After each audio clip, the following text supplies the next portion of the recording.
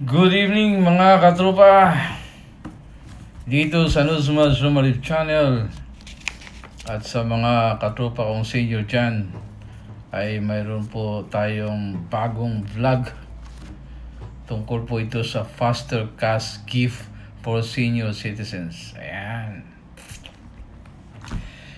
Distribution of cash gifts under Republic Act number 11982 known as ICA.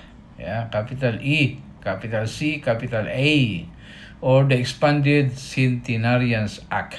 Ayan.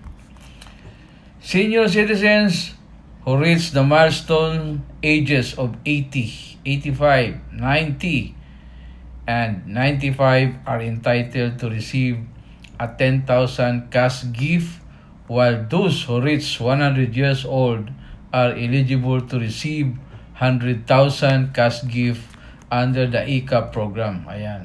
So, lilinawin po natin mga katropa. Ang sinasabing cash gift, ay hindi po ito kung ano-anong cash gift, no? Ito po yung mga taong dumating sa edad na 80, 85, 90, 95. Yun po lang makakatanggap ng cash gift. Cash gift na yun ay yung 10,000. Ninawin natin, ha? Kasi nga, maraming nalilito. May iniisip sila na iba-ibang cash gift, hindi po. Ito po ang ibig sabihin ng cash gift under Republic Act number 11982. Ayan, ha? So, malinaw po. Pero, kung sa akin lang, kung akong tatanungin ninyo, no? Parang useless na yung 100,000 kung ang edad mo ay 100 na. Kasi, baka malabo na ang mga mata mo, o di ka na makalakad, o bedridden ka na. So, dapat dyan, 80 years old pa lang, ay makakatanggap ka na ng 100,000. So, ma-enjoy mo talaga. Hindi yung parang ulianin ka na sa kabibigyan ng 100,000. So, wala na. Useless na lang. Pero wala tayong magagawa. Ganyan ang batas na inilatag nila.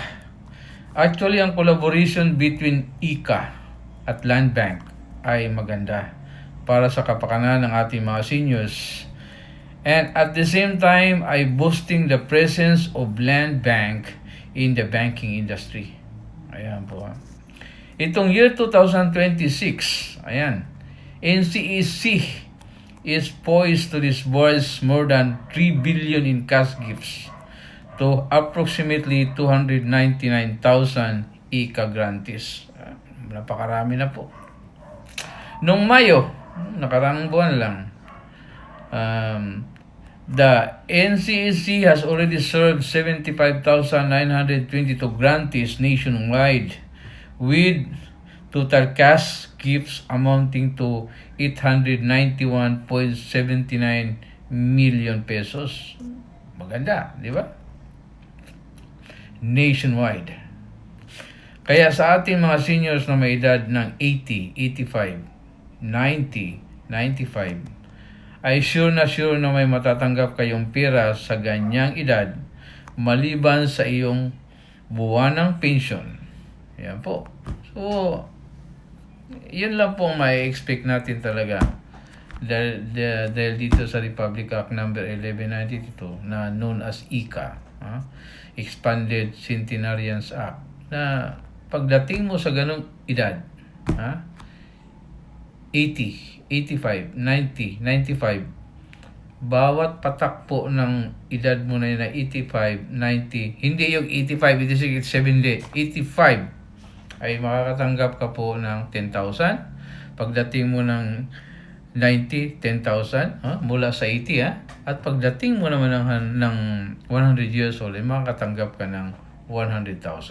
Ayan po. So, malinaw po, Tandaan po natin mabuti at dyan sa mga sumusubaybay sa aking channel, doon sa mga katropa kong seniors at sa mga katropa ko pang iba, ay ito po ang paliwanag dyan na dapat ninyong tandaan.